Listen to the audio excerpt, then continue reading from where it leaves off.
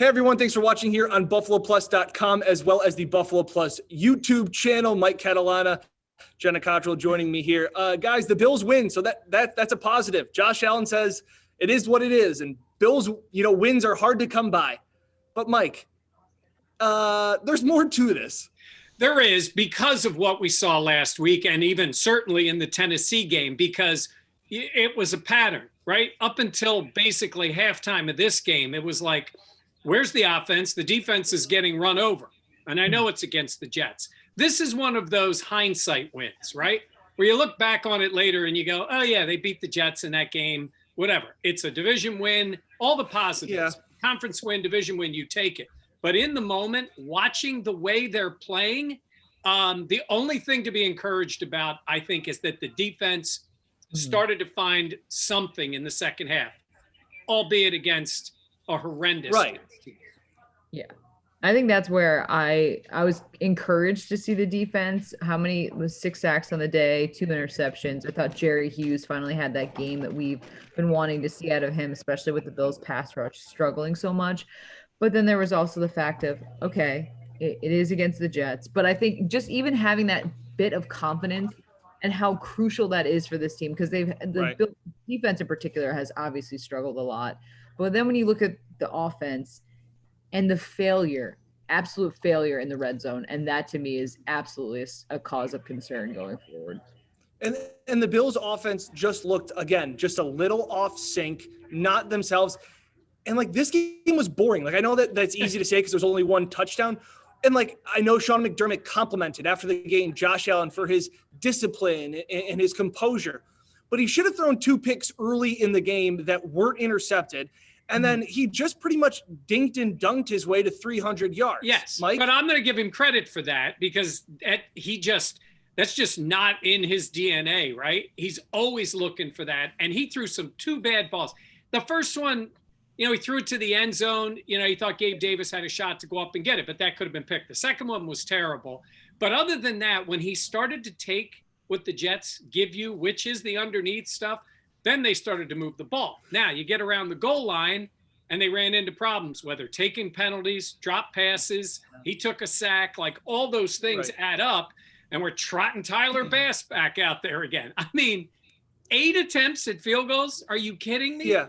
8 attempts. Well, it was so funny because especially you talk about in that beginning where Josh, says he's always touchdown first and doesn't want to be kept in check down. But he seemed like a dog on a leash that he didn't want to stay on the sidewalk. He wanted to keep running into the middle of the road. And Jenna, you have dogs. Can you come right here?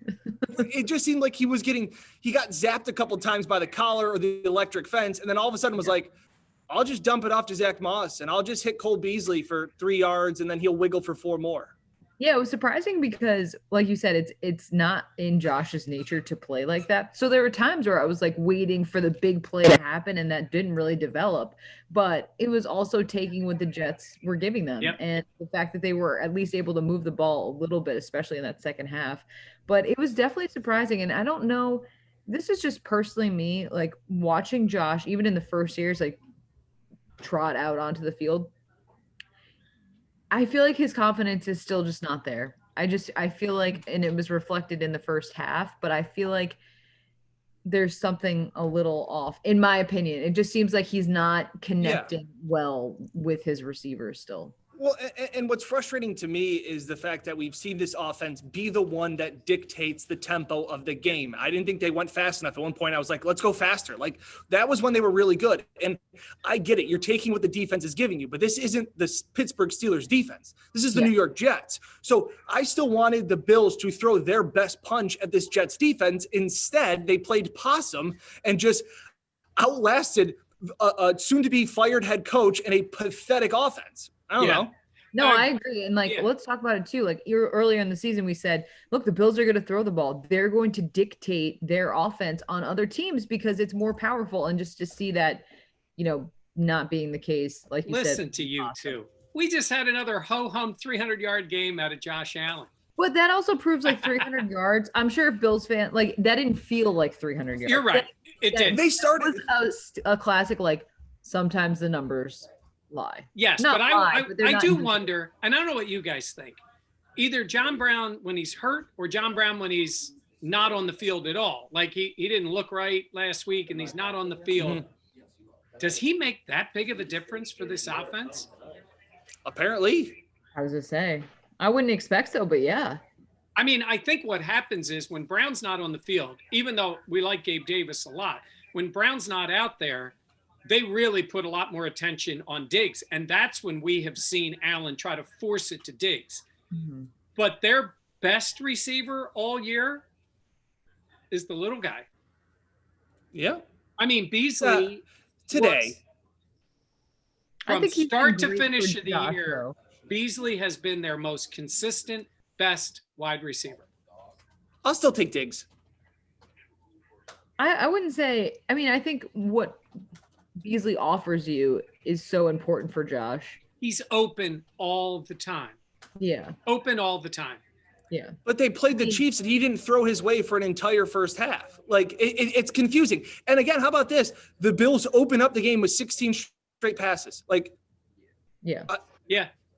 But I will say and it didn't feel like it. If you want another thing to be encouraged about, I saw flashes out of Singletary and Zach Moss looked good. Zach Moss, yeah. And we're so desperate to see any running. The best running back on the field today was Josh Allen. Yo.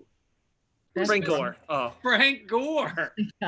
Frank Gore. First of all, when he was gouging the Bills defense early, look, we all love Frank. I love him more than you guys do because we went to high school together. But, you know, and even starting the second half, 13 yards. Frank Gore doesn't get 13 yards anymore.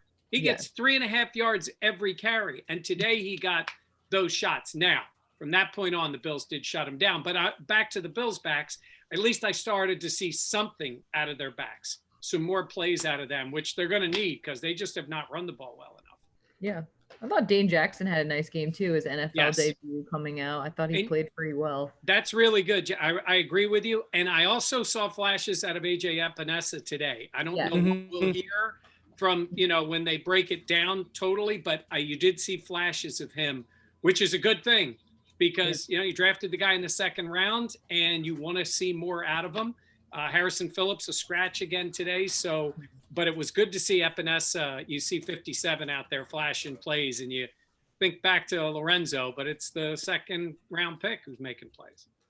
Well, it's funny. And Mike, I think that we talked on the Sportscast just about the fact that there are still a lot of questions that need to be answered. Like this wasn't that get right game that I think a lot of Bills fans and the Bills wanted. This was still a lot of issues, you know, even at some point when they're down 10-0 was like, even if they come back to win, there's problems. And, but Mike, I like what you did say, the fact that it's easier to work on these things after a win than a loss.